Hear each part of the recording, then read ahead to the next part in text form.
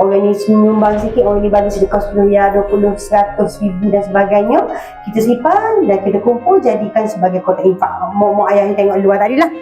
Jadi ada dalam kotak kita ada barang keperluan, barang kering, ada beras, gula, gandum, minyak dan sebagainya. Gunalah sebanyak mungkin. Kalau ada PT 100 riyal ni simpan dulu. Guna kotak infak kita dulu.